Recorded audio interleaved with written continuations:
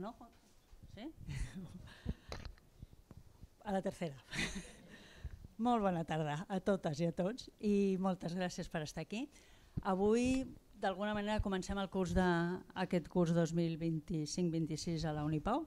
Aquesta és la primera activitat i, com sabeu, la primera nit temàtica, i intentarem fer una nit temàtica cada mes per anar seguint l'actualitat, la trista actualitat dels conflictes.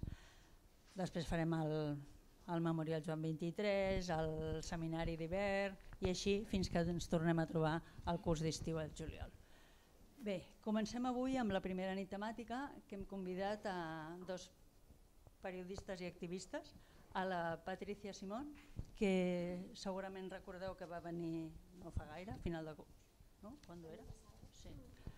I el Ricard García Vilanova, que és veí de Sant Cugat, segurament molts el coneixeu ja, ha col·laborat altres vegades amb la Unipau, va cedir unes fotos, ara m'explicava l'Àlvar, que no ho recordava jo, per una publicació que vam fer de la pregària de guerra i per la cançó El soldat de la quimera, aquella cançó que va dedicar l'Àlvar a l'Arcadi, doncs també el Ricard li va cedir les fotos. El format serà un diàleg entre ells dos i la Laia Coronado, periodista del Cugatenc, que com sabeu són membres del patronat i col·laboradors de la Unipau sempre, i res, us deixo amb ells i amb elles, que tenen moltes coses a dir-nos. Moltes gràcies a tots per estar aquí i fer aquesta primera sessió. Gràcies, Neus. Doncs, bon vespre i benvinguts a aquesta nit temàtica de la Unipau. I avui ens reunim per parlar del periodisme en l'era del genocidi de Gaza i sobre també com podem combatre la impunitat com a ciutadania i com a periodistes. Jo sóc la Laia Coronado, periodista del Cugatenc, i m'encarregaré de moderar aquest acte, que en comptes de fer dues ponències, com algun cop s'ha fet, ho farem en format de taula rodona i conversa. Llavors, també abans de començar m'han demanat que si feu alguna publicació a xarxes socials, si podeu etiquetar @unipau_, així després us poden repenjar també.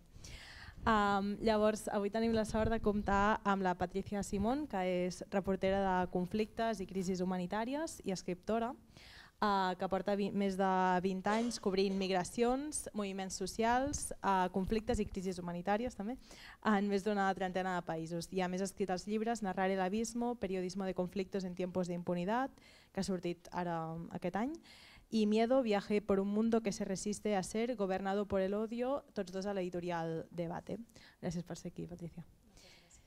I Ricard García Vilanova, que és fotoperiodista, reporter freelance i de fotografia i vídeo, i ha descobert, entre altres, conflictes a Haití, Afganistan, Líbia i Síria.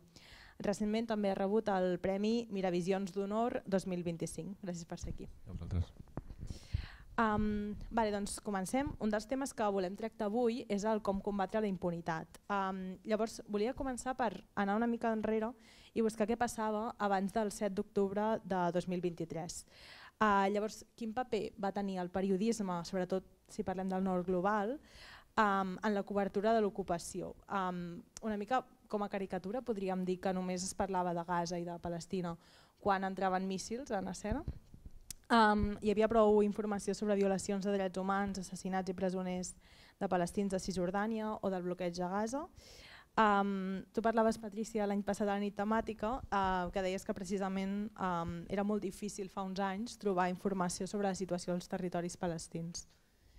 Com veus aquesta temàtica del que passava abans del 7 d'octubre? Pues muchas gracias y muchísimas gracias de nuevo a la Unipau por invitarnos y sobre todo yo creo que también por juntarnos, porque necesitamos juntarnos y darnos cuenta de que somos muchas las que estamos en un estado de shock todavía, ¿no? Y ahora una compañera nos decía que acababa de leer una noticia en el diario.es de cómo Netanyahu había vuelto a ordenar que se bombardease Gaza con contundencia, por supuestamente, como siempre, ¿no? Porque jamás había roto la tregua. No lo ha dejado de hacer tampoco desde que se aprobó la tregua impuesta por Donald Trump, pero bueno, pues ya está claro que han decidido que se acabó el tiempo de pausa. Entonces, efectivamente, hace un año, ¿no?, hablábamos sobre, y además estamos en un espacio muy especializado y muy comprometido con el discurso de paz, y tengo que decir, y lo estábamos comentando antes, que es excepcional fuera de Cataluña, es decir, sois el núcleo irradiador de discurso de paz y contrario al belicismo que está creciendo tanto, con todas las organizaciones, no solo Unipau, así que también gracias por ahí. Hace un año comentaba eso, que es que tenemos un problema con el concepto de noticia desde el periodismo. Noticias se conciben mayoritariamente en los medios de comunicación como lo novedoso, ¿no? Entonces, como el criterio de lo novedoso, uno de los más importantes para decidir qué es aquello que merece ser contado. Entonces, en el caso de la ocupación israelí, pues efectivamente costaba mucho que cuando se proponían temas sobre cómo se había agravado la situación en Cisjordania, el bloqueo de Gaza, las nuevas formas también, ¿no?, de control social a través de la IA, de la inteligencia artificial, pues de alguna forma la respuesta es, bueno, pero todo eso, los encarcelamientos masivos, todo eso lleva pasando años, por no decir décadas, ¿no? Y efectivamente al final lo noticioso era cuando Israel llevaba a cabo esas masacres periódicas que costaban 3.000, 4.000 vidas en la Franja de Gaza y que sabíamos que solían ocurrir cada 3-4 años, ¿no?, en realidad. Entonces, desde el periodismo tenemos que tener una pugna por romper con ese concepto de noticia, ¿no? De noticia es lo que no debería de ocurrir, entre otras cosas, y que no consigan los victimarios, en este caso el Estado de Israel, que cuando repites mucho una injusticia se convierte en la costumbre, se convierte en la ley, ¿no? Y lo contrario sería la noticia. Entonces, como Israel siempre ha llevado a cabo este tipo de violencia sistemática y de violaciones de derechos humanos, pues no era noticia, consiguiendo su objetivo, que era que el pueblo palestino ante el mundo tuviese que someterse y asumir toda esta injusticia como status quo. Creo que eso, desgraciadamente, el genocidio de Gaza ha roto con ello, y creo que también las movilizaciones que se han ido conformando según pasaban los meses y volviéndose cada vez más potentes, también ha roto con ese punto de partida, no?, por lo menos. Tornarem a això de les mobilitzacions. Ara volia parlar també, Ricard, en declaracions a l'escena deies que creus que el periodisme, que creus en el periodisme, però que també tens un cert pessimisme i escepticisme i que a Gaza la resposta ha estat fràgil i tardana. Què et refereixes amb aquesta resposta fràgil i tardana? Bona tarda. Bé, jo crec sobretot que Gaza ha marcat un punt d'inflexió molt gran respecte a lo que és la informació i com es rep, diguem, de cara a la societat, no? El que succeït a Gaza, en aquest sentit, ha marcat el punt d'inflexió per la senzilla raó de que mai abans de la història havia ocorregut dues coses que s'han conjugat, diguem, amb el que és el tema d'aquest genocidi, com deia la Patrícia, no? La primera és el tema de la bestiesa que ha sigut el genocidi que ha hagut directament implicat a lo que és els nens, no? Jo vaig estar cobrint la guerra de Síria entre 2011 i 2025 i en tots aquests anys van assassinar prop de 25.000 nens. Això significa que donava una mitja repartida per tots aquests anys de 2,4 nens assassinats per dia. Gaza, en 700 dies, han sigut 18.000 nens, el que significa que són 40 nens, 39 i pico, 40 nens per dia. Això no s'ha vist mai, jo no ho he vist mai, no? Això per una banda. Per una altra també el que te comentava la Patrícia, no? El tema de la deshumanització que hi ha hagut respecte a lo que és la víctima, no? En aquest sentit. Però això també ve donat, jo crec, perquè socialment a Occident tenim aquest punt que centrem el que és la víctima de primera i de segona, no? Jo recordo també quan estava cobrint la caiguda de l'Estat Islàmic a Raqqa, que hi ha un periodista que era Ramon Lobo, que ara ja està mort, va morir fa cop d'un any i mig, que treballava pel País, i ella em va escriure, perquè volia saber la meva opinió, estava escrivint una columna sobre el tema del que havia passat a Barcelona, no? Perquè em va dir que havia hagut un atemptat a Barcelona, que havien atropellat a no sé quanta gent, Estat Islàmic, òbviament, i que havia hagut una gran inquietud i sobretot una gran discussió amb el tema dels mitjans, que per què es publicaven aquelles imatges, no?, dintre del que eren les portades de diaris nacionals i internacionals, no? Que era una falta de respecte cap a les víctimes. Clar, ella em preguntava també la meva valoració d'això i li vaig dir, bueno, sembla que no tenim cap problema quan tenim que posar la foto del nen Aylan, no? Que és aquell nen que recordareu que va morir sirià a les platges de Turquia, que va ocupar totes les portades a nivell nacional i internacional, i en canvi tenim un gran problema moral i ètic quan resulta que són els nostres morts. No? Això és quan parlo d'aquesta doble moral. No? I sobretot el fet de que moltes vegades no som conscients del problema fins que no el tenim a sobre. No? O sigui, parlem d'estat islàmic quan, per exemple, ens comencen a posar bombes o comencen a atemptar a les nostres fronteres. Parlem de refugiats quan comencen a morir la gent, no? Que es tracta d'arribar a Europa o al Mediterrani. I això, aquesta doble moral potser també fa que en aquest sentit tinguem aquesta dissociació amb el que succeeix a Gaza. Tornant un moment al tema de com es tracta la situació de Palestina, la falta de cobertura sobre temes més de violacions de drets ha facilitat que s'estengués o que hi hagi una narrativa israeliana potser més present als mitjans, si esteu d'acord amb això? Bueno, yo creo que ahí entran varios factores. Una, que la gente joven, ¿no? Por lo que decíamos, porque realmente desde 2015 hubo un repunte informativo de nuevo, ¿no? Por la marcha que hubo en Gaza y demás, pero muy superficial.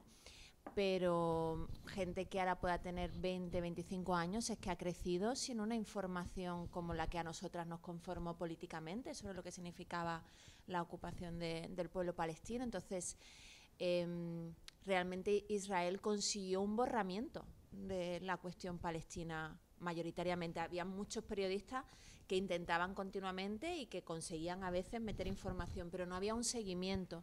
Y luego ha habido otro factor fundamental, y es que Israel y el lobby pro-israelí en Hollywood ha creado toda una industria de la ficción, del cine, de las series, desde hace décadas, como una estrategia para legitimar al Estado de Israel. Entonces, la visión y toda esta imagen de la única democracia en Oriente Próximo son occidentales, son como nosotros, más todo el armatoste que significaba que participaran en Eurovisión, que participen en las competiciones deportivas como si fueran un Estado, ¿no?, europeo más.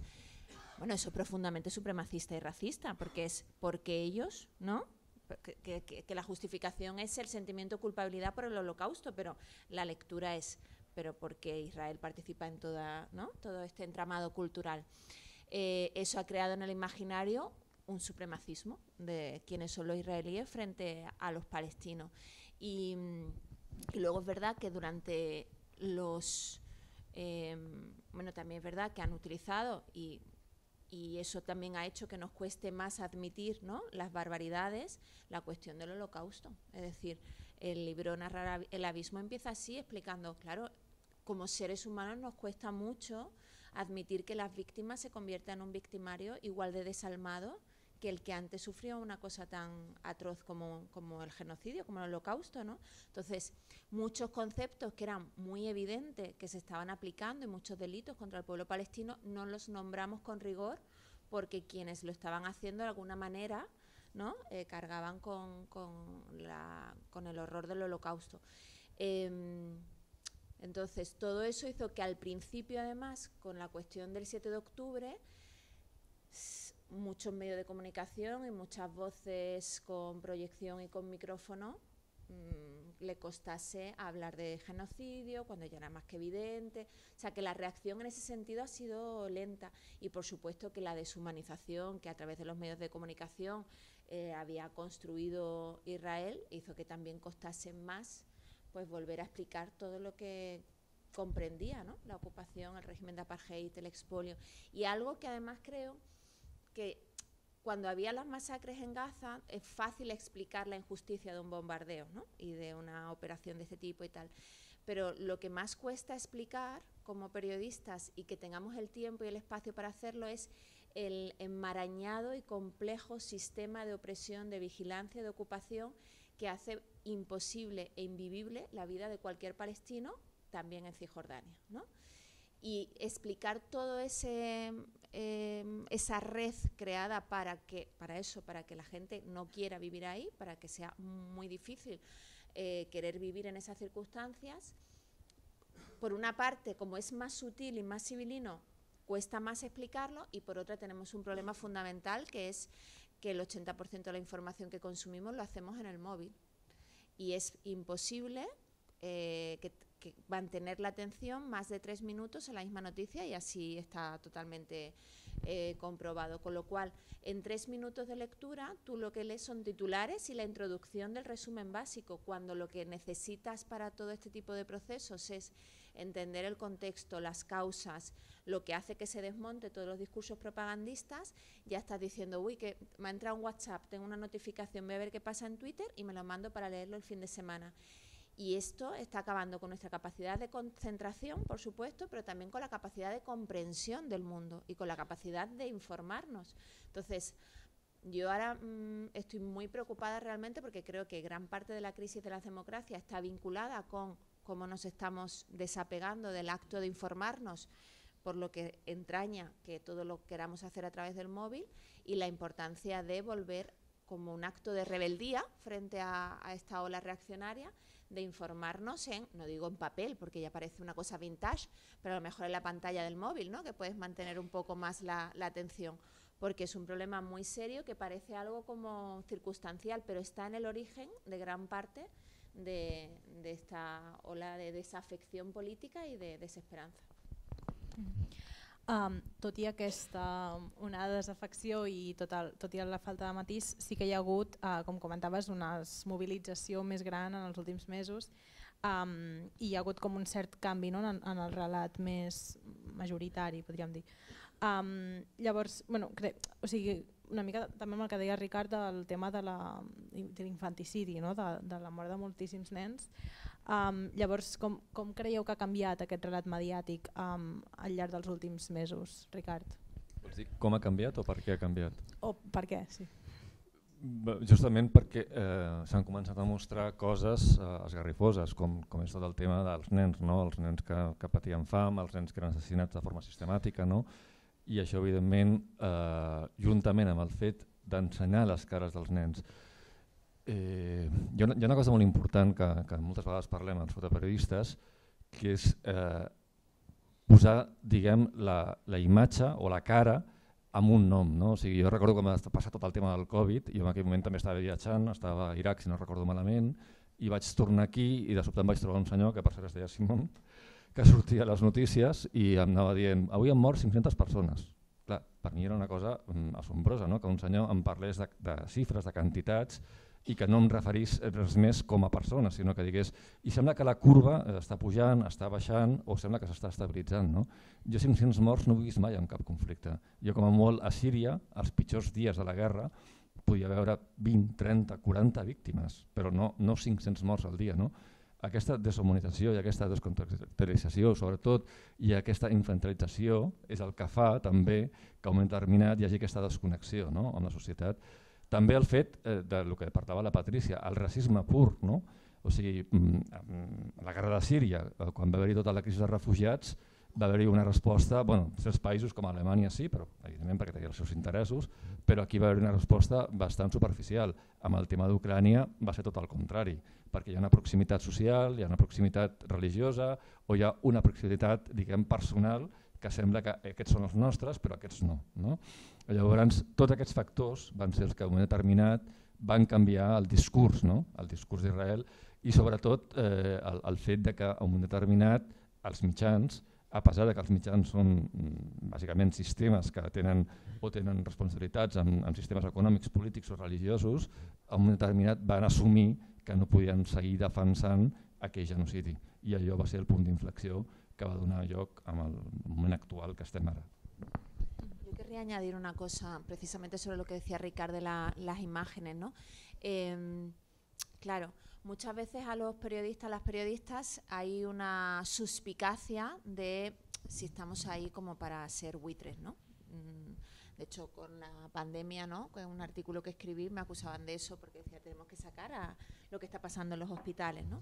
Y hay dos cosas fundamentales que yo creo que tenemos que explicar, y es hay un pacto, hay un intercambio de miradas cuando tú te acercas a una persona, y en realidad en todos esos contextos son esas personas las que te piden y te dicen gracias, para nuestra vergüenza, por estar documentándolo, porque al estar presente lo que estás diciendo es esto no debería de haber ocurrido, es injusto y reconozco que existes, ¿no? Y esto tiene un papel fundamental cuando todo lo que te rodea es impunidad y silencio.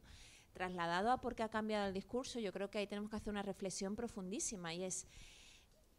Y yo empaticé mucho con la ciudadanía cuando al principio del genocidio nos dimos cuenta de que no íbamos a poder entrar en la Franja de Gaza. Entonces, de repente, me di cuenta de que me había convertido en un repositorio de dolor. O sea, yo lo único que podía hacer, aparentemente, era ver vídeos de niños bajo los escombros y consumirlos. ¿Y qué hago yo con todo esto, no? Porque en realidad el periodismo es el cuarto pilar de las democracias porque te da las herramientas como ciudadanía para participar políticamente.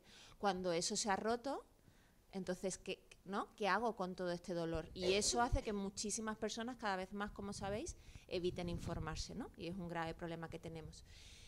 Pero claro, en el caso de la Franja de Gaza es que han sido los propios padres y madres y los periodistas gazatíes mientras les asesinaban los que han grabado los cadáveres de sus hijos y de sus hijas, de sus vecinos y sus vecinas, y los han publicado porque era la forma de decir, no son cucarachas, no son terroristas, son seres humanos, existían, son las pruebas de los crímenes que ha cometido Israel. Y los vamos y retuitearlo y seguir hablando de nosotros y darle un me gusta si estás viendo este post, ¿no? Entonces, cuando el debate en los medios occidentales es si las imágenes estas atentan contra la dignidad, que yo siempre digo, atentar contra la dignidad es que ese ser humano no te importe, no que realmente le prestes atención. Es decir, cuando pisotean la dignidad, cuando estas personas están siendo ejecutadas, están siendo exterminadas y hay indiferencia al otro lado. Y eso es lo que más duele y por eso siguen narrando lo que les ocurre, ¿no? Pero claro, si son las mismas personas, los mismos padres y madres los que publican esas imágenes y piden que se difundan, ¿quiénes somos nosotras para determinar si eso es hiriente o si eso es demasiado? No creo que sea, yo soy de las que piensan que no se anestesia por ver esas cosas. Duelen y a lo mejor apartas la mirada, pero es que mientras te duelan es que estamos vivas. Pero es que este verano pasó algo muy interesante y es que cuando empezaron las movilizaciones a crecer fue cuando se empezaron a publicar las imágenes de la hambruna, del hambre como arma de guerra. Es decir, el sesgo occidental establece que es más asimilable o publicable un niño con la barriga hinchada o con los huesos marcados que un niño bajo los escombros o un niño muerto en una camilla de un hospital. Estos son criterios que yo, la verdad, no logro entender porque hay una cosa que sí se puede ver y que otra no. Pero lo cierto es que cuando esas imágenes empezaron a publicarse en las portadas, sí que hubo un cambio en las movilizaciones, sí que hubo un cambio. Me dice una periodista argentina que entrevisté este verano que en Argentina, por la fuerza que tiene también el lobby prosionista, incluso los medios más progresistas no hablaban de genocidio, no estaba en el debate público como está, por ejemplo, en el Estado español, ¿no? Y que las imágenes de la hambruna hicieron que fue como ya, hasta aquí, ¿no? Entonces, mi pregunta es, ¿qué habría pasado si antes de que llegase la hambruna se hubiesen publicado muchísimas más fotos a diario de los crímenes, lo que significa los escombros y los hospitales a diario en las portadas? Porque lo cierto es que sí cambió. La opinión pública global sí cambió y aumentaron las movilizaciones. Y luego hay otra cosa que ha sido crucial y es que, os decía antes, ¿no? La gente dejamos de informarnos porque sentimos que no podemos hacer nada con la información, pero en el momento en el que se paró la vuelta ciclista, ¡ah!, sí que se podía. Y el estado de ánimo en general cambió. Y después vino la flotilla y sí que se podía. Y el estado de ánimo cambió. Con esto quiero decir que sí funciona, los medios sí cambian los estados de ánimo. Y dependiendo porque somos palabras, dependiendo de lo que contemos y cómo nos lo contemos, cambia también las movilizaciones. Entonces creo que ha habido varios factores que tenemos que tener súper presentes porque tenemos que reflexionar muchísimo. Ara parlaves justament del fet que les imatges de Gaza ens arribaven en part pels periodistes gazians, que de fet eren els únics periodistes que podien estar allà. I de fet us recomano, us volíem recomanar el documental A dins de Gaza, que el trobareu com a Sense ficció a 3cat, perquè tracta justament d'aquests periodistes que es van quedar a dins i que van explicar en primera persona, o sigui, van mostrar al món les imatges del que estava passant als seus propis o sigui, el seu propi poble, els seus propis familiars en alguns casos. No? De fet, un d'ells explicava que ell havia estat reporter internacional a la guerra de Síria justament i que deia que no és el mateix explicar el que està passant en un altre lloc que explicar el que li passa als teus, no? De certa manera. Llavors, què implica el fet que no hi hagués periodistes internacionals sobre el terreny a Gaza? Ricardo, com ho veus? Bé, va ser un punt d'inflexió també en aquest sentit perquè mai ens havíem trobat en una situació com aquesta. No? És una conversació que he tingut moltes vegades amb la Patrícia i amb altres companys respecte a com va influir tota la cobertura, no? I per mi està clar. O sigui, el que es busca sempre en una societat és controlar el missatge, la informació. O sigui, el primer que fas és tindre el poder d'aquella informació i per tant tens el poder del discurs, tens la imatge, tens el discurs que vols mostrar a la gent i d'aquesta forma és el control social el que obtens. No?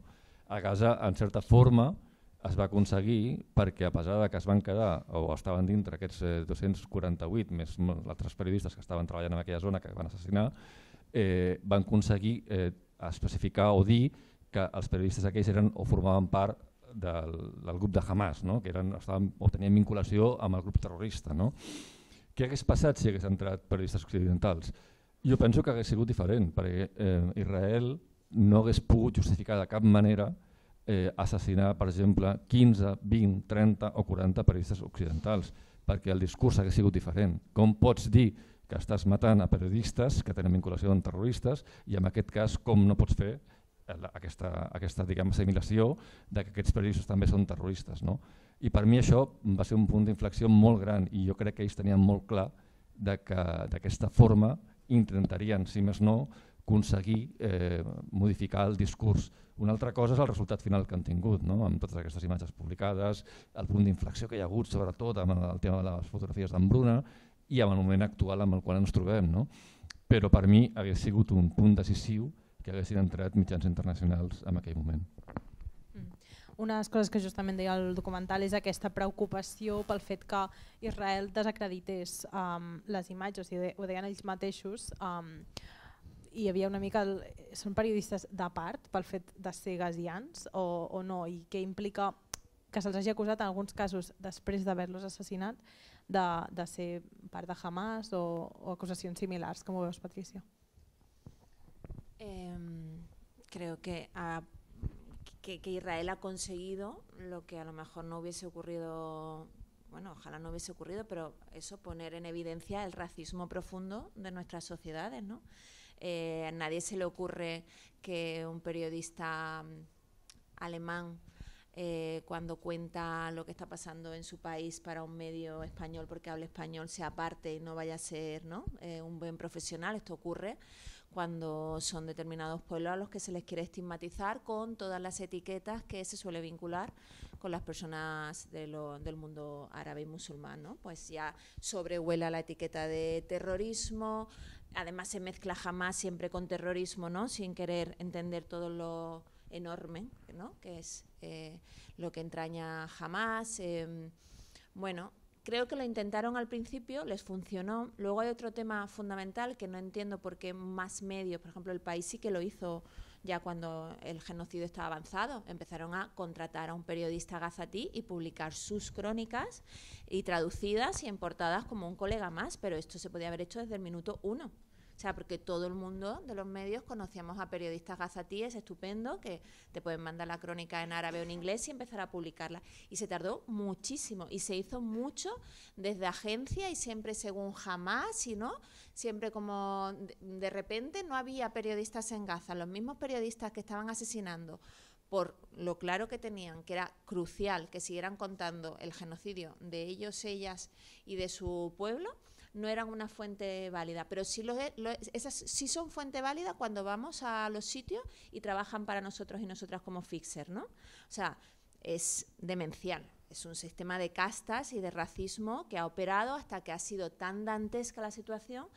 que, bueno, que se ha puesto en jaque, ¿no? Nuestras propias creencias de sociedades europeas. Claro, yo creo que en algún momento, como ese documental, habrá que hacer justicia en el sentido de que fueron muchísimos de los ataques selectivos, además.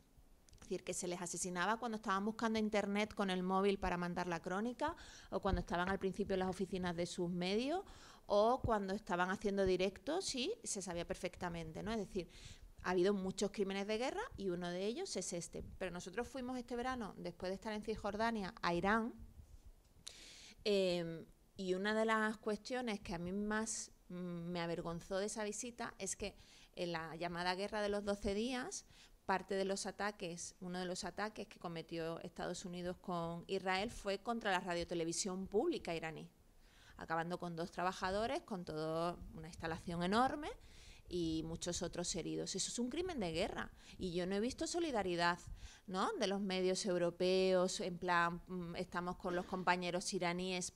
¿Por qué? Porque es una televisión pública del régimen iraní y es un crimen de guerra. Entonces, todo este doble rasero creo que ha quedado tan al descubierto lo que ha pasado en Gaza. Se ha visto tantísimo las costuras del sistema, que sigue siendo tan colonialista y racista, que, bueno, por supuesto hemos perdido toda la credibilidad, pero creo que en términos humanos, ¿no?, y bueno, pues lo que significa también este encuentro, de poner en valor el trabajo que han hecho, de agradecerle el trabajo que han hecho, porque lo que decía Ricard, si Israel hubiese conseguido su objetivo inicial, que era un bloqueo informativo, Israel cuando cierra las puertas a la prensa extranjera, y al principio, recordad, cortó internet, lo que pasa es que fue tan escandaloso y se pusieron medidas y demás y se restableció, pero al principio recordaréis que hacíamos donaciones para las eSIMs, para que la gente pudiera conectarse, porque era un agujero negro. Si Israel hubiese conseguilas convertir Gaza como quería un agujero negro, porque además hay que pensar cómo es la mentalidad israelí. La mentalidad israelí, y eso ha sido otra de las cosas que ha quedado en evidencia con el genocidio, cuando salían estas encuestas, ¿no?, de diferentes medios que decían el 80% de la sociedad israelí apoya el genocidio. Tenemos un problema, ¿no? Es decir, el fundamentalismo ya no es una expresión excepcional, sino que afecta a la mayoría de la población. En su mente, nunca pensaron que íbamos a creer a los periodistas gazatíes, nunca pensaron que los medios occidentales se iban a hacer eco de lo que pensaban, porque en su mente son subhumanos, en su mente son exterminables, como se ha demostrado. Entonces, la sorpresa ha sido que los medios occidentales han empezado a publicar, que en New Yorker tenía a Musa Hab publicando las crónicas.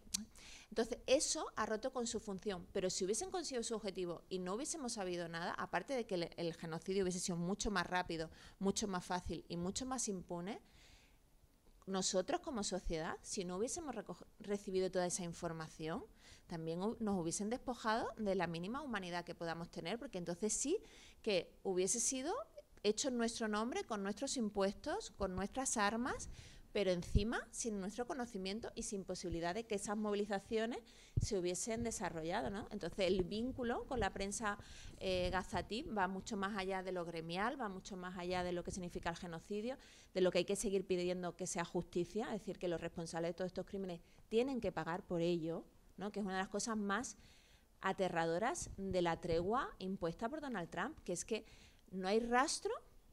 Bueno, aparte de que hizo una celebración de genocidio, pero es que nadie ha dicho, es que esta tregua no ha hecho un borrón de cuenta nueva, o sea, los responsables no van a tener que pagar, cuando lo bueno que tenemos es que es la primera vez que un genocidio no solamente se retransmite en directo, sino que sus responsables han verbalizado la intención genocida y los ejecutores, los soldados, por primera vez han grabado sus crímenes y los han subido a las redes. Esto es una cosa inaudita, lo tenemos todo documentado, se sabe quiénes son, muchos tienen doble pasaporte, se les puede perseguir en sus países, ¿no? Entonces, bueno, pues todo eso es trabajo pendiente. Un dels aspectes claus és precisament que els periodistes gazatis se'ls estava assassinant no només per estar a Gaza, sinó per ser periodistes i per tant s'han convertit en objectius de guerra, no? Recordem que des del 7 d'octubre més de 250 periodistes han estat assassinats a la franja de Gaza per evitar aquesta documentació de crims de guerra i lesa humanitat en el marc del genocidi.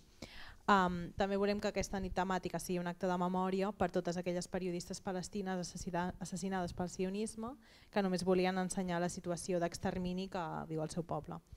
Però en tot cas, què implica el fet que hagin estat objectiu no només en relació amb Gaza, sinó també conflictes que hi ha en altres punts del món o en el futur, si pot dissuadir a periodistes o al contrari refermar la importància de la professió, Ricard. Bàsicament, clar, el problema és justament el que acabes de dir, no? Que això marca un escenari futur amb el qual si Israel se li ha permès fer tot aquest tipus d'atacs selectius al periodisme, òbviament per què no ho poden fer altres països? De fet, Rússia ara mateix a Ucrània, també és una guerra que estic cobrint amb la Patricia també des del principi, ara aquestes últimes 3 setmanes van assassinar directament a un periodista francès i fa 3-4 dies van assassinar a 2 periodistes locals, no? De forma sistemàtica. Jo entenc que per què Rússia pensa si Israel ho pot fer, per què no ho puc fer jo? I al final és una forma, el que dèiem abans, del control social, no? I el gran perill de tot això és el fet que en un moment determinat fer cobertures de conflictes és extremadament car i difícil. Això què significa? Que cada vegada hi ha menys mitjans que puguin accedir, diguem, a la zona de conflicte, perquè estar en una zona de conflicte estem parlant que has de pagar aproximadament entre 300 i 600 euros al dia, com a mínim, per poder estar allà, tenir un cotxe, moure't, poder treballar. No? Al final el que succeirà és que només grans corporacions, grans mitjans, podran tindre els recursos logístics necessaris com per fer aquest tipus de cobertures. I això ens plantejarà un escenari molt més problemàtic, que serà el fet un cop més de que si ells tenen el control de la informació, tenen el control social. És a dir, si el que ja explicava la Patrícia, si en un determinat Gaza haguessin pogut controlar el discurs, evidentment el discurs que haguessin tingut aquí, la idea que haguessin tingut del que ha passat a Gaza, no seria la que tenim actualment, seria una altra totalment diferent. No? I aquest és el gran perill. Imaginem-nos el món en mans de 3-4 mitjans i aquests són els que realment donaran la informació en un futur, i això és el que està passant actualment. I això ve en conseqüència de tot el que tu em preguntaves respecte a com marca aquest punt d'inflexió amb el tema de Gaza. Digues. Endavant. No, por ejemplo, es que claro, cada vez hay más agujeros negros. Cada vez hay más agujeros negros informativos. Nosotros el año pasado viajamos a la frontera de Sudán para cubrir el conflicto de Sudán y los actores armados, los paramilitares y el ejército, al final no nos dejaron pasar porque saben que no tiene un coste, que no dejar pasar para que documente sus crímenes ya no les va a generar, bueno, pues algún tipo de repercusión negativa, porque cada vez es más habitual, ¿no? Yemen no se puede pasar, muchos sitios donde se necesita visado tampoco, entonces hay un montón, en un momento en el que hay más de 52 conflictos activos, muchos de ellos pues se están desarrollando sin que apenas haya prensa. Y ahí sí que me parece importante también hacer una reivindicación del periodismo, de la mirada extranjera, ¿no? Porque yo he trabajado de fixer para periodistas extranjeros y he aprendido muchísimo de lo que significa, porque muchas veces se dice, bueno, que lo cubran las personas locales, pero a mí me parece que el trabajo tiene que ser, cuando se puede, complementario. Porque cuando yo he trabajado aquí para periodistas extranjeros y me han preguntado cosas, sobre todo en tema de frontera sur, ¿no? Que era cuando trabajaba con ellos, en Melilla, en Ceuta y demás, me decían, bueno, ¿y por qué, por ejemplo, hay un centenar de niños que la ciudad autónoma siempre deja viviendo en la calle? Y mi respuesta, después de tantos años haciendo ese tipo de trabajo, estaban muy automatizadas. Cuando viene una persona de fuera, de repente ve factores que para ti forman parte del paisaje y que ya no estás atento a ellos o que ya no eres capaz de descifrar en otros términos porque tú te vas convenciendo de lo que te vas contando. Y esto es una de las razones por las que, por ejemplo, las agencias van cambiando a los periodistas cada cierto número de años, porque empiezas a acostumbrarte y ya de alguna manera hay cosas que dejas de prestarle atención. Pero y también tiene otra función, y es que tú traduces a la audiencia a la que te diriges en los términos y en los códigos que esa audiencia va a entender lo que pasa ahí. Porque yo he editado también a muchos compañeros locales y te lo están contando para audiencias que ya saben muchas cosas del contexto y nosotras no, muchas cosas de esas no las sabemos, ¿no? Entonces es muy importante que reivindiquemos como ciudadanía también el derecho de nuestros y nuestras periodistas que vayan, porque también hay una parte de traducirnos a nuestra cultura, a nuestros valores, no valores, ¿no? Pero códigos, lo que van a ver. Por eso es tan importante que se trabaje conjuntamente. Hem parlat una mica de xarxes socials i en el documental de ciència ficció que citava hi ha un dels periodistes que també reflexiona una mica des d'una una certa impotència del fet que hi ha moltes cròniques seves que no s'arribaran a veure perquè la gent s'està informant a través de les xarxes socials. No? I llavors el factor que deies també del fet que a les xarxes hi ha tant els soldats israelians cometent aquests delictes com els gazians que explicaven en primera persona la seva situació, la seva fam, el seu dia a dia, o que fins i tot es recollien diners per aconseguir treure famílies de Gaza en alguns moments. Però com impacta això, no? Que hi hagi com tota aquesta narrativa directa a través de xarxes en la forma de fer periodisme? Ricard, després si vols, Patricia. Doncs ha canviat totalment l'enfoc del que era abans ser periodista, sobretot a nivell gràfic, el que representa ara. No? Jo recordo la primera vegada que vaig veure el tema de l'activista o la figura de l'activista que va ser la guerra de Líbia el 2011, no? Era algo totalment nou perquè estava començant Facebook en aquell moment i recordo que en un moment determinat vaig anar a una sala i em vaig trobar com 15 persones i em van explicar que estaven fent difusió social a través d'una plataforma que es deia Facebook en aquell moment, estem parlant del 2011. Clar, per mi era un punt nou, era un punt diferencial del que havia vist jo anteriorment, no? Perquè això no existia. Clar, això té, el que deia, complementant la Patrícia, no? Té la part positiva aquesta que ja com argumentava, però al final també té una part negativa, que jo crec que passa pel fet de que en un determinat tota aquesta gent està influenciada també, com ella deia, per tots els aspectes culturals i sobretot testimonials del que ells viuen com a involucrats dintre d'aquest conflicte. No? O sigui, l'objectivitat al final, que teòricament de tindre com a periodista, que evidentment sempre forma part del victimari o sempre forma part de la posició que tenim com a les víctimes, en aquest sentit la podem arribar a perdre en certa forma. No?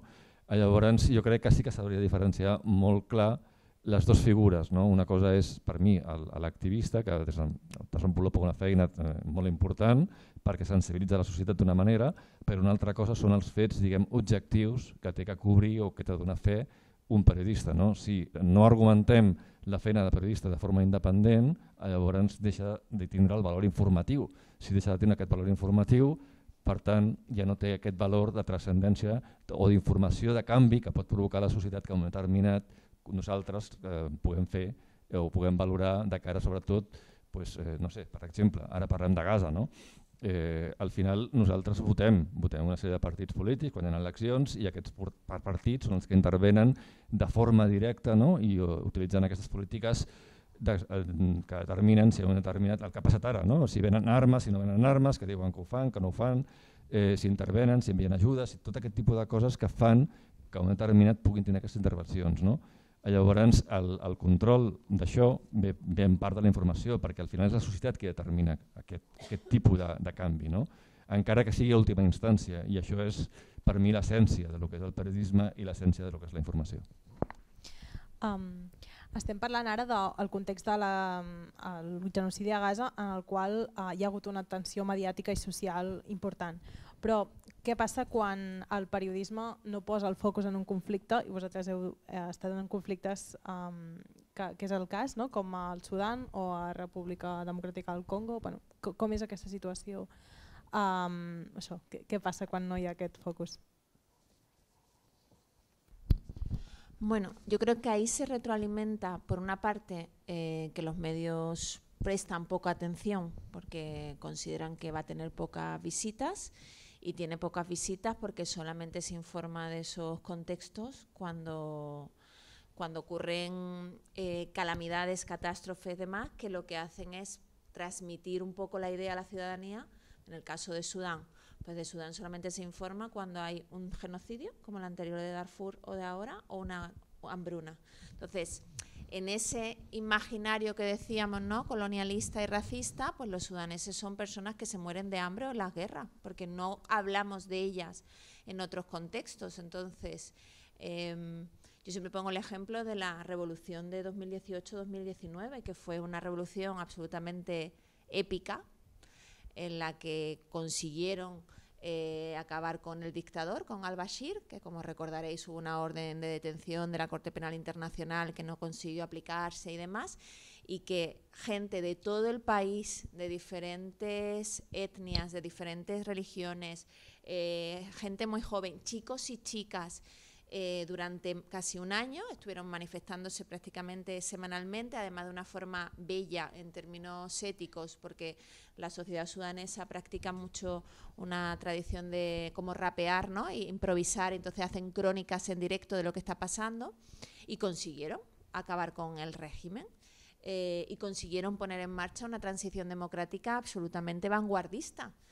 Pero eso no se contó ni como algo épico, ni como algo cotidiano y sostenido en el tiempo que hubiese roto con el imaginario que reduce a estas personas a víctimas y a seres al albur de la circunstancia. Entonces, eso también favoreció que cuando se pone en marcha esa transición, la comunidad internacional, que no le interesa que haya una democracia en Sudán porque hay muchos recursos interesantes, lo abandonen, y el ejército que venía de la dictadura previa y los paramilitares que también estaban unidos con el dictador, pues se declaran la guerra por el tema de los recursos. Entonces, claro, cuando llegamos nosotras a contarlo, en realidad tienes que contar lo urgente que es, o la comunidad internacional envía aquí comida, o tenemos una hambruna de tintes de la década de los 90, o contamos que el sistema de ayuda internacional ha colapsado y que ya los grandes donantes no tienen como prioridad acabar con el hambre, porque erradicar el hambre ya no es una prioridad, o sea, no tiene tampoco coste político. Entonces, pero es que luego tenemos que explicar que ese conflicto en realidad, si se perpetúa y se alarga, es porque nunca se ha exportado tanto oro de Sudán como desde que comenzó la guerra civil, y que Rusia está financiando su invasión de Ucrania y el coste en parte con ese oro a cambio de armas para los paramilitares, pero que Ucrania está testando su nueva industria de los drones con enviados que está allí con el ejército enseñándole a usar los drones, y de paso los testa contra Rusia y contra los paramilitares como otra guerra proxy, y todo el abanico de actores internacionales que están participando en ese conflicto. Todo esto no se puede contar en una crónica de 40 segundos en la radio, no se puede contar en 3 minutos en un texto que se lee en el móvil, no se puede contar en la noticia en 1 minuto y medio. Necesitas tiempo. ¿Cuál es la parte positiva que yo veo? Que creo que hay una parte del periodismo que también nos hemos desapegado porque nos cuenta siempre lo mismo, y esto intelectualmente es interesante entenderlo, pero claro, para eso necesitas informarte desde otro lugar, desde otro tiempo, ¿no? Entonces, claro, yo entiendo que haya mucha gente que ve titular nueva masacre en Darfur del genocidio de las RSF, los paramilitares, y que no le den al clic, porque para leer han sido asesinadas 30 personas, 40 han sido decapitadas, los niños no sé qué, la hambruna continúa, pues es imposible que eso te pueda alimentar en términos de comprensión. Pero también te digo que cuando se han publicado crónicas de lo que hicimos, sé que no he sido de lo más leído, pero creo que también la explicación viene con lo que decía antes. Si tú deshumanizas a través de los relatos victimizantes, pues no los vas a ver con interés a esas personas para entender por qué les está pasando esto, ¿no? Sobre todo también creo que es que hay una deshumanización de lo que es y una infravaloración también a nivel social, ¿no? Los medios antes, yo recuerdo, hace 20 años o 25, tenían interés por historias que no daban clics, porque en ese momento no existían los clics, pero sí que había, digamos, una repercusión informativa y sobre todo una recepción social de temas que nos podían llegar a interesar, ¿no? Ahora los medios están capitalizados por intereses, como hemos dicho antes, económicos, políticos o religiosos, y, por ejemplo, son muy conscientes de que no van a poner un reportaje hablando de Sudán y en la siguiente hoja del dominical van a poner un coche de 50.000 euros, porque saben que ese coche no lo van a vender.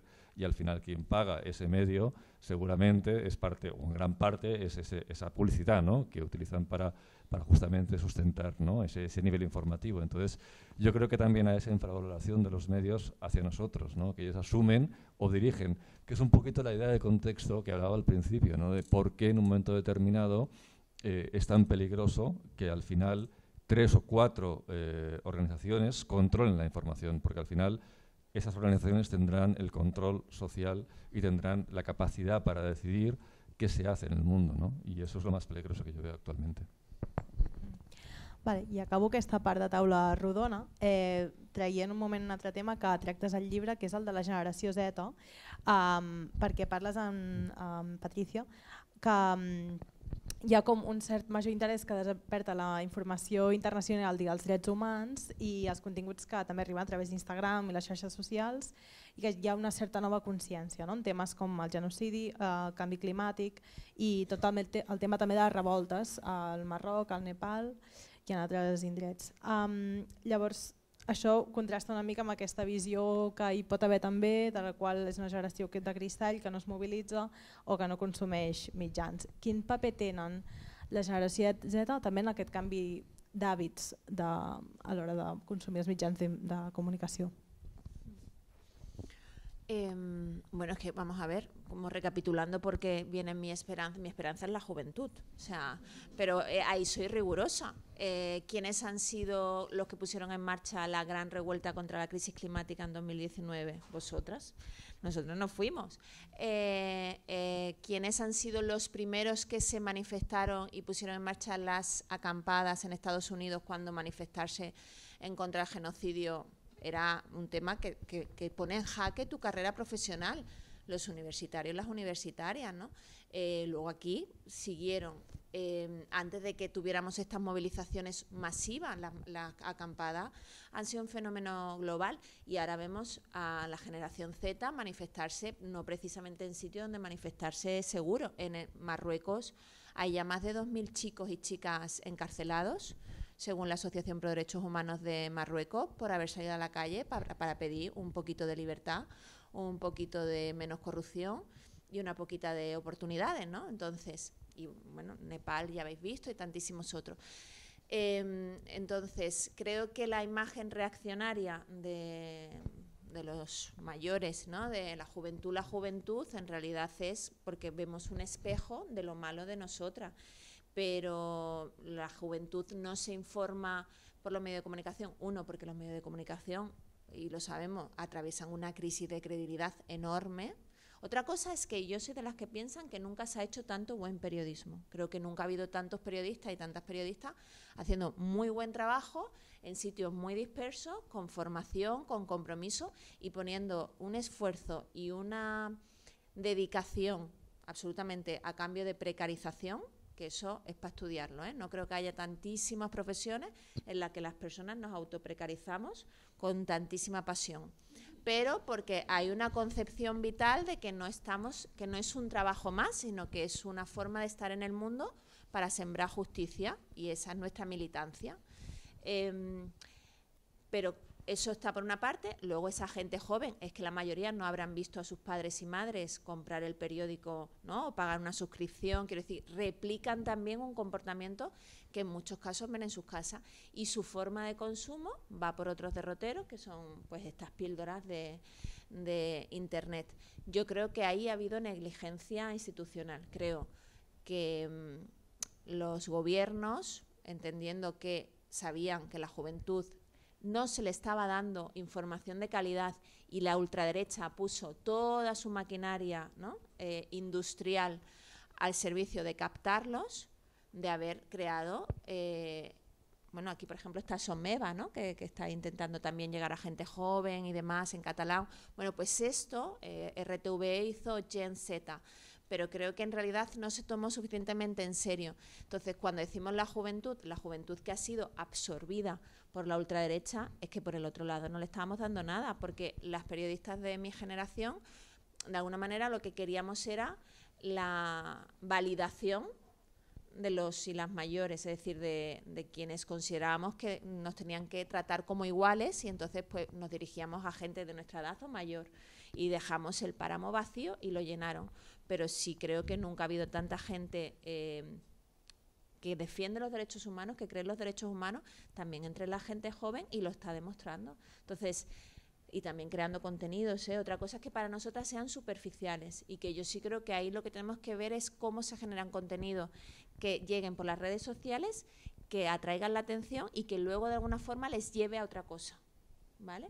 Que me da igual que sea, y ahí tiro piedras sobre mi tejado, ojalá fuese periodismo clásico, pero si ese clic les va a llevar a una buena ficción que les va a explicar lo que significa vivir bajo un régimen autocrático, pues me parece estupendo. Lo importante es que los valores democráticos lleguen.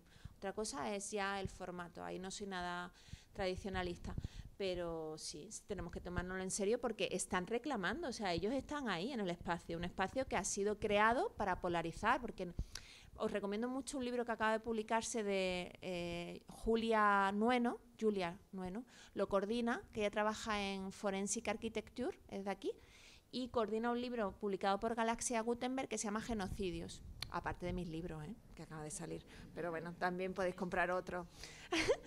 Y ella habla, como es experta en plataformas digitales y tal, de cómo se habla mucho de las redes sociales como consecuencia, cuando en realidad es que están diseñadas para esto, para al final polarizar y que captar a las mentes en formación, y quienes, bueno, hemos dejado que Elon Musk sea el dueño de la plaza pública, pues exijamos regulación y crear una plaza pública de verdad pública.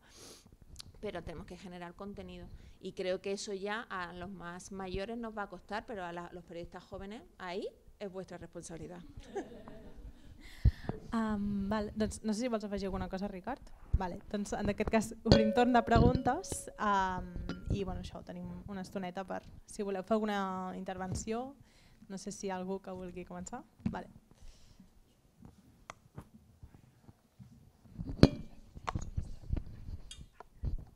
M'ha semblat molt interessant, ho dic jo així de la meva manera, el pont informatiu.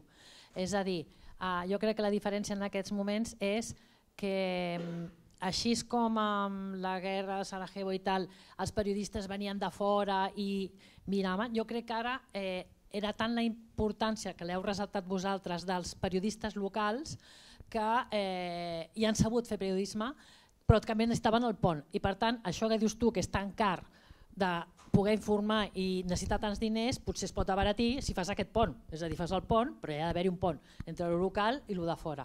Per tant, rescatar això. I després, on és la veu periodística d'Israel? No? És a dir, a dintre d'Israel, jo me'n recordo que quan va començar tot el follon mediàtic, jo buscava la informació i vaig trobar la notícia aquella d'aquell grup de gent jove que se manifestava amb un cor trencat, i buscava aquesta notícia. No? És a dir, aquest pont també potser és el que he trobat també a faltar, és a dir, aquestes veus d'allà dintre, perquè no podem oblidar que jo crec que el que ens pot fer molta por i ens ha de fer molta por és un estat militar, i és l'estat militar que és Israel que és exportable, i són això, 3 anys de militarisme, que això pot fer que la possible protesta o possible canvi de mentalitat és més difícil, no? Destacava això.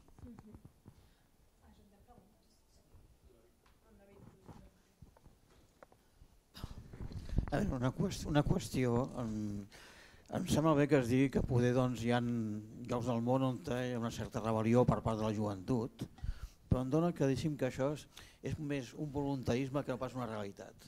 És a dir, desgraciadament, enquestes de l'estat espanyol, entre les persones entre 18 i 35 anys, el primer partit que votarien seria Vox. És a dir, la ultradreta.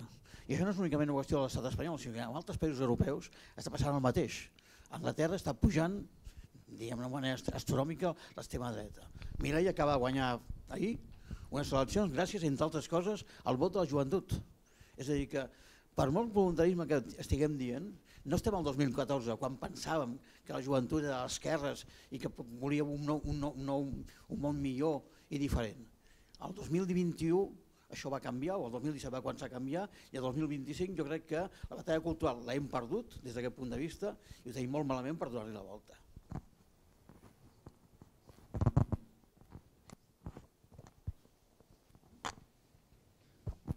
Hola, gracias a todos. Ha sido muy interesante el enfoque que dais del periodismo. Yo os quiero transmitir una preocupación. Resulta que hemos tenido ahora 20 puntos que han puesto que se supone que es para un plan de paz y todo ese lío. A mí me preocupa enormemente, primero, que eso todos vemos que es imperialismo, colonialismo, abuso, bueno, etcétera, 1000 cosas. Por ejemplo, se pide que jamás rinda las armas y no se dice que Israel deje las armas, porque el gran asesino es Israel, por ejemplo. Pero bueno, pero me preocupa una segunda parte. ¿quién va a hacer efectivos los derechos de Palestina en el terreno?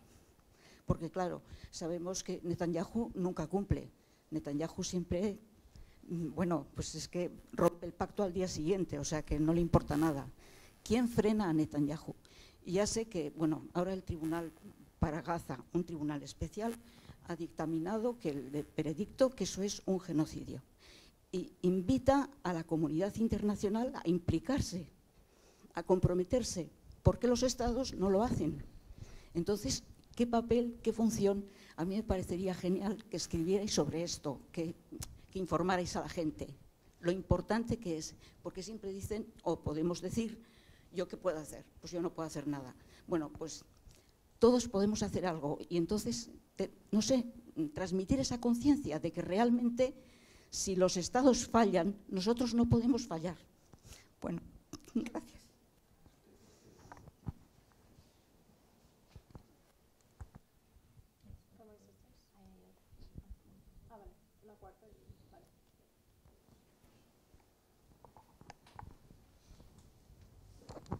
Jo volia fer només una prèvia i una pregunta que ja d'alguna manera s'ha fet a la primera.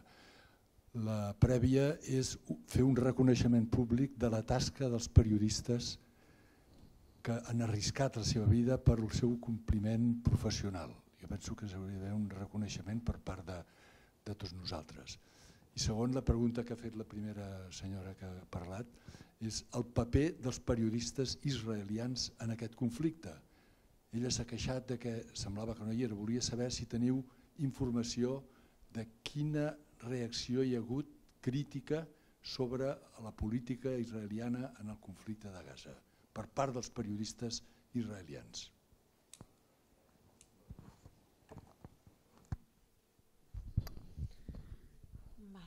Pues sobre el voluntarismo, clarísimamente. Creo que ahora los datos son los datos y la juventud está ahí. Pero la juventud sí es salvable. Quiero decir que a un chico que... Es más, recordemos que hay votantes ahora de Vox que votaron a Podemos. Es decir, que no, ahora mismo hay un trasvase de votos y yo por eso pongo mucho el foco en la juventud, porque ideológicamente los podemos salvar. A un señor que ahora mismo vota a Vox con 60 años, pues mira, no me parece muchísimo. Casi que hay que hacer una lobotomía. Pero bueno, se podría hacer, pero no es lo que vamos a hacer ahora, ¿no? Entonces, sí, hay voluntarismo, porque creo que parte del problema en el que estamos ahora mismo es que esa ola que intenta secuestrar las democracias nos ha instalado en un pesimismo que es ultra reaccionario y paralizante. Y mientras yo tenga un micrófono en las manos, voy a intentar construir discursos que alienten a que todavía podemos hacer algo. Porque luego, cuando nos vayamos a tomar una cerveza, no. Pero creo que tenemos una responsabilidad enorme, uno, en recordar que pese a todo no estamos en el peor de los tiempos posibles. Si somos mujeres, si somos personas del colectivo racializado, si somos migrantes, clase obrera, LGTBIQ+, nunca hemos tenido tantos derechos o nunca, donde no se han conseguido, nunca hemos sido conscientes de que se pueden conquistar. Entonces, precisamente la reacción es porque están de los nervios, porque nunca los colectivos son los que ellos consideran inferiores, han estado en mejor posición o sabedores de lo que podemos ser. En el caso además del Estado español, es que estamos, como decía un compañero periodista estadounidense, somos una isla rodeado de cómo ya ahí están los orcos, pero aquí todavía no están no están a punto de llegar. Entonces, como están así porque quieren el único poder que no tienen, que es el institucional. El económico lo tienen, el mediático lo tienen, el empresarial lo tienen todo. Y no pueden vivir sin tenerlo todo, y es el institucional. Entonces, claro que hay un voluntarismo de recordar que esta situación, y que también estamos tan entristecidas y tan paralizadas porque sabemos todo lo que podemos perder. La nube es enorme de la amenaza, pero no lo hemos perdido todavía. Entonces, día ganado, día que no le hemos dado, y a partir de ahí trabajar para esa juventud que es la que ha marcado la victoria de Milei en gran medida y la que está marcando muchísimas victorias.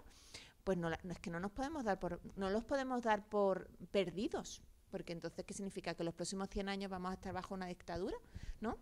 Entonces, sí, hay voluntarismo y a lo mejor falta de rigor periodístico. Sobre la comunidad internacional,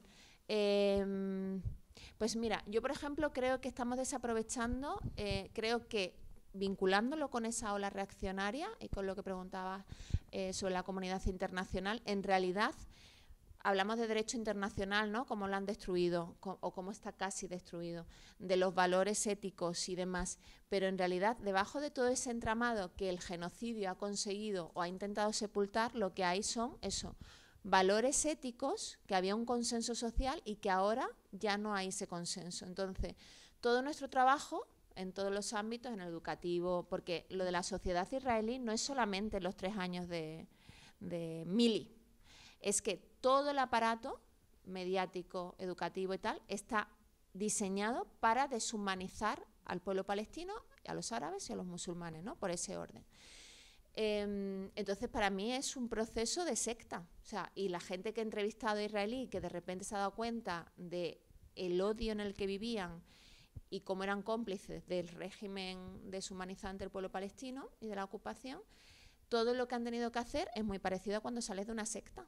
De repente todo tu sistema de creencias te das cuenta de que ha sido manipulada y es una sensación durísima porque es como de repente sientes como han entrado en tu cerebro, ¿no? Y cómo cuentan, cómo han conseguido salir de ahí haciendo una cosa tan básica pero a veces tan imposible como conocer a personas palestinas y de repente decir, que son como yo, que les preocupa lo mismo, que son seres humanos, tal cual, dicho con estas palabras, ¿eh? Y es así de duro, pero ha sido los procesos por los que estas personas han pasado. Entonces, vinculándolo con la pregunta, creo que tenemos todo el tiempo que hagamos lo que hagamos, la información sobre la que lo hagamos, da igual que sea sobre la bolsa o sea sobre el genocidio de Gaza, lo que tiene que destilar es que lo ético, lo respetable, lo digno es ser buena persona, aplicado a todo, porque la guerra es contra eso, la guerra es contra imponer un régimen de la crueldad en la que dé todo igual, que tú puedas hacer lo que sea, la maldad, es Ayuso. Ayuso es la medida de lo que se está imponiendo. Y ahí, vinculándolo con la comunidad internacional, es Albanese, ¿no? La relatora especial de las Naciones Unidas para los territorios palestinos ocupados. Albanese tiene que ser nuestra Nelson Mandela. O sea, en los coles hay que enseñar a los niños y las niñas que lo aspirable, lo deseable, es ser una relatora de las Naciones Unidas como Albanese, ¿no? Quiero decir, porque necesitamos referentes sobre ¿qué queremos ser? ¿Cuáles son los valores que queremos representar?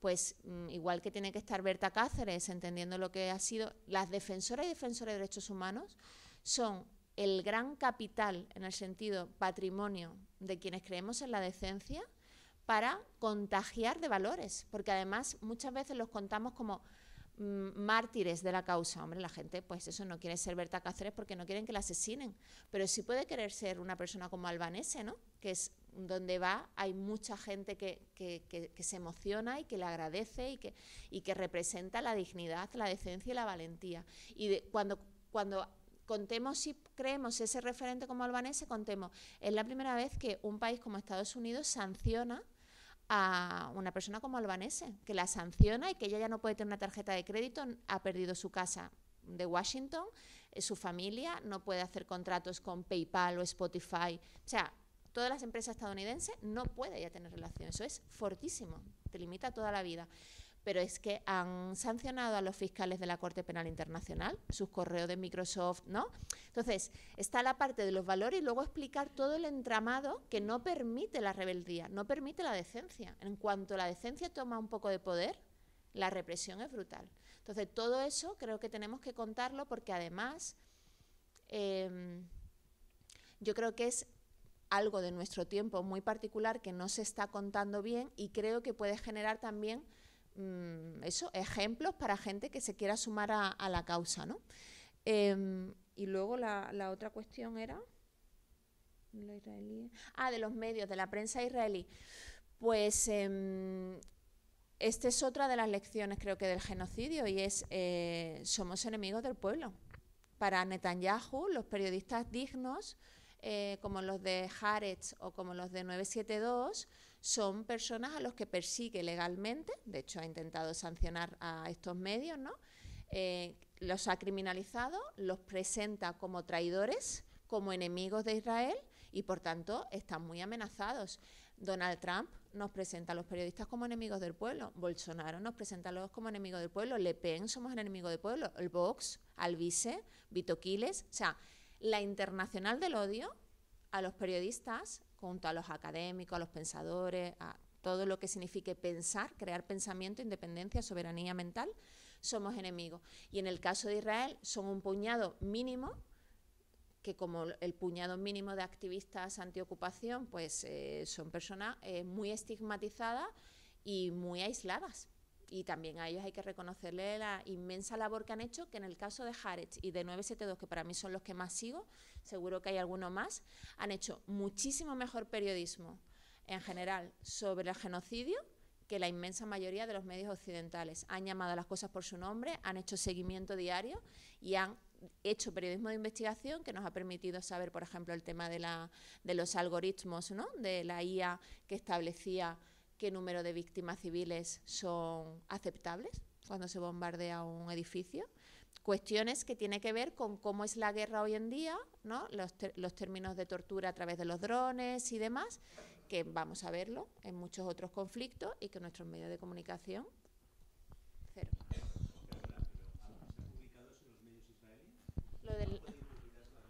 Así es que la investigación es de ellos, además. La investigación en Israel se ha publicado en 972.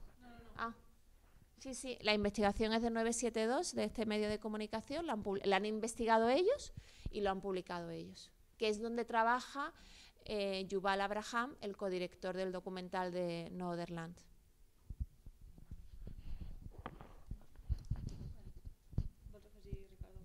Me he quedado sin palabras.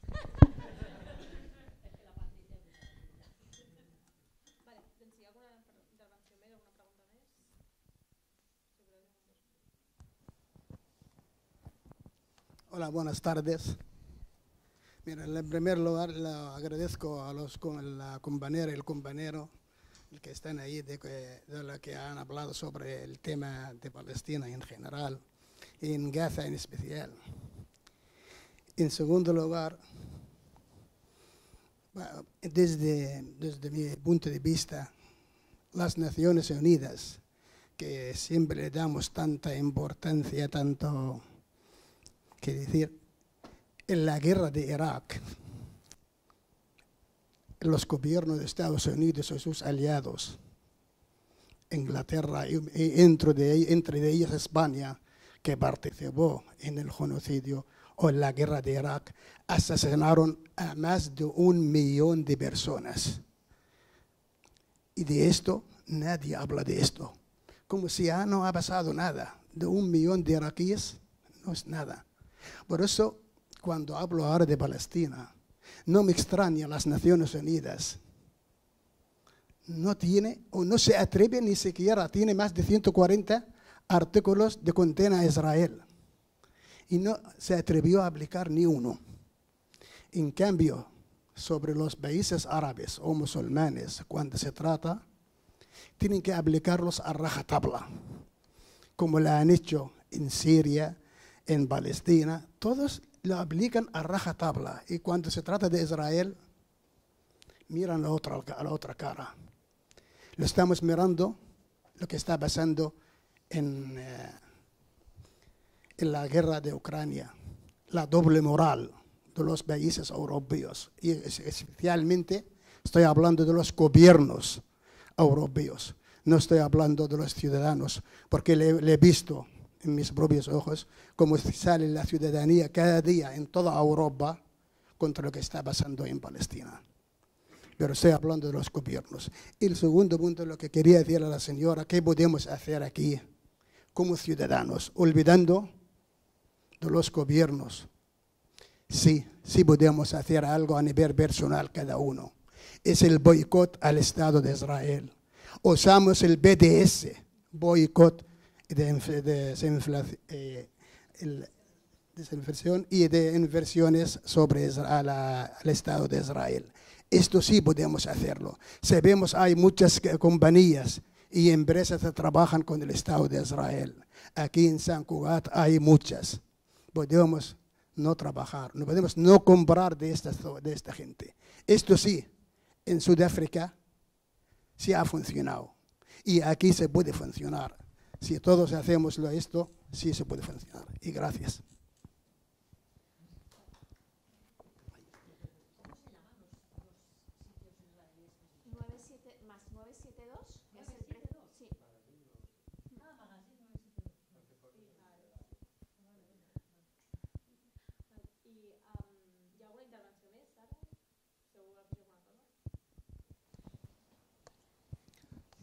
En la historia reciente hay un hilo conductor muy claro, ¿no?, de lo que es el ataque a la libertad de información, el ataque a la prensa, el ataque a los periodistas.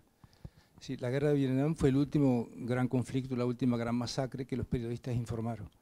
Incluso el papel que jugó la prensa en ese momento, a través de la información que suministraba mismo de la zona de conflicto, junto con las movilizaciones que vieron en Estados Unidos y la famosa arribada de los ataúdes, que al final arribaban escondidos porque ya no lo filmaban, tuvieron un papel crucial en el desenlace final de la guerra, ¿no? Es decir, que Estados Unidos bajara las armas. Hay una segunda instancia que es, a partir de esta experiencia que han tenido, que es directamente de ataque a la prensa, al periodista y a la información, que son las guerras de Irak, las dos guerras, es decir, donde los periodistas entraban a informar, pero entraban empotrados. Y el que entraba empotrado, evidentemente, que era un periodista que estaba, digamos, seleccionado, es decir, no entraba cualquiera. El caso de la guerra de Gaza, ahora que es el tema que nos ocupa hoy, ya es como insistía mucho el Ricard, es un punto de inflexión. Ahora directamente los periodistas los matan. Es decir, digamos, el derecho a la información se acabó, los matan. El ataque a la prensa continúa, porque si vemos lo que está pasando en Estados Unidos, con el ataque a los medios, con el ataque a los periodistas, a los presentadores de televisión y todo, digamos que el ataque continúa. Y donde no te pueden matar, te torran a mentiras y a noticias falsas, como está pasando aquí ahora, por ejemplo, ¿no? Y como está pasando en todo el mundo. Entonces, claro, la preocupación es cómo revertir todo eso, porque el periodista tiene dos problemas. Uno es la posibilidad de acceder a los lugares para acceder a la información. Y después tiene un segundo problema grave, es decir, lo que, digamos, el fruto de su trabajo, ¿dónde lo pone? Porque los medios independientes son cada vez menores. Es decir, hay pocos jugatengs en el mundo, ¿no? Es decir, digamos, el tema de la centralización y la monopolización de la información también es un problema para el periodista. Es decir, en el caso de que pudiese informar, ¿dónde y cómo?, ¿no? Entonces, claro, la preocupación en este caso que creo que tenemos todos es cómo revertir esa situación, ¿no? Es decir, porque en definitiva la información que nos llega desde donde sea a todas las personas que tenemos preocupaciones sociales y políticas y que intentamos tener cierto activismo y movilización, la sabia es la información que nosotros tengamos, es decir, la información que recibamos a través de periodistas serios, buenos y responsables, críticos y bueno, y que te suministren elementos como para poder moverte, porque en la medida que nosotros carezcamos de buena información, es que lo tenemos aún peor.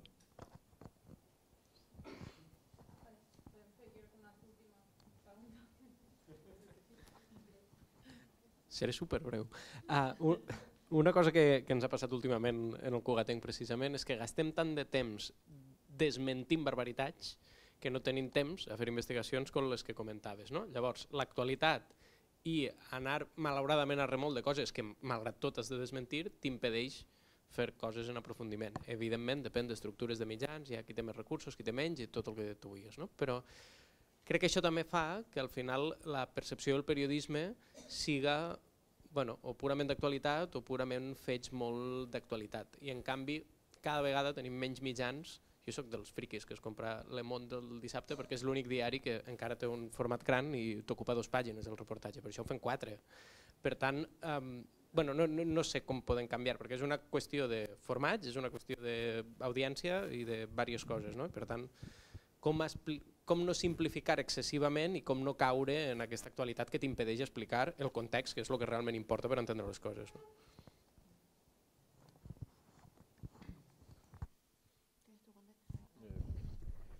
Sí, bueno, muy brevemente también.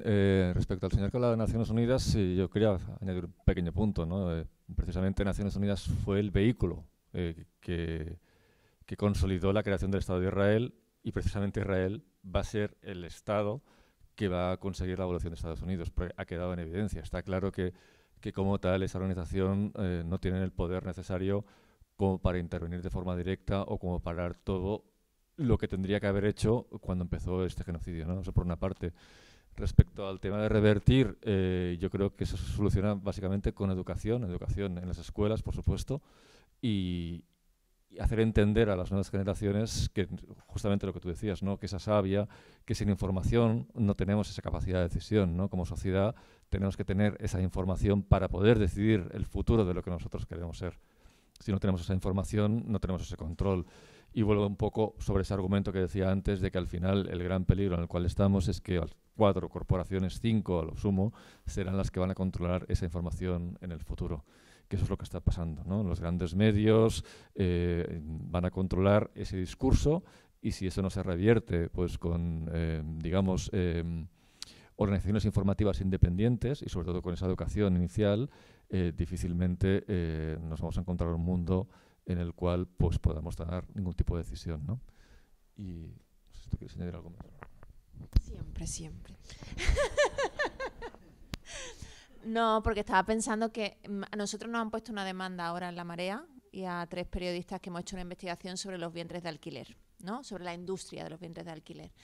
Entonces nos ha demandado una de las empresas, que está radicada en Barcelona, y nos piden 60.000 euros por atentado contra el honor. Esto es lo que está haciendo Donald Trump en Estados Unidos. Donald Trump está en una parte de os demando y entonces os pongo en una situación muy delicada, que es lo que hizo el señor Rajoy con el 15M. O sea, si tú no puedes matar el compromiso y la convicción, las ruinas. Ya está, tan sencillo, ¿no? Empezaron las multas en los círculos del 15M y se acabaron las asambleas en los barrios. En Estados Unidos han empezado con las amenazas y las demandas y han despedido a periodistas y el Washington Post ha dicho ya no publicamos determinada información. ¿Cuál es mi esperanza? Pues que tenemos memoria y que el periodismo siempre fue una cosa de rebeldes. O sea, ¿cómo fue en el Cono Sur? ¿No?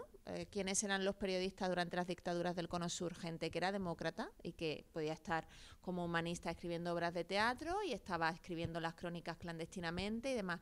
Esto, al contrario que antes, puede parecer pesimista, pero es que es lo que estamos viendo. La criminalización de las protestas en Alemania y en Inglaterra. Primero van por los activistas y luego van por los periodistas.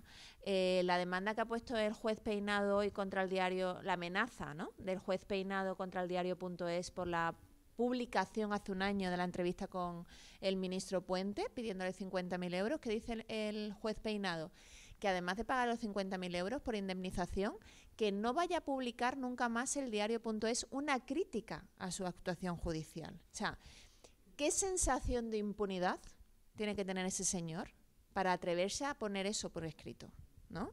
Bueno, es que la sensación de impunidad se basa en que llevan gozando de impunidad muchísimo tiempo y por eso estamos en una situación tan delicada, ¿no? Entonces,